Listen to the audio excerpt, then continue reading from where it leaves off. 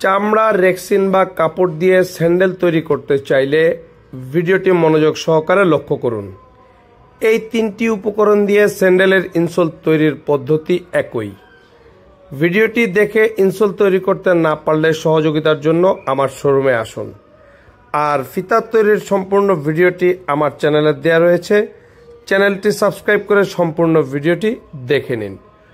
নতুন উদ্যোক্তারা জুতা তৈরির ব্যবসা সম্পর্কে সঠিক ধারণা পেতে জুতা তৈরির মেশিন এবং কাঁচামালের সর্ববৃহৎ পাইকারি মার্কেটের কয়েকশো দোকান সর্বপ্রথম ভিজিট করুন। ভিডিওর শুরুতে এবং শেষে পাইকারি বাজারের ঠিকানাটি দেওয়া রয়েছে, সংগ্রহে রাখুন।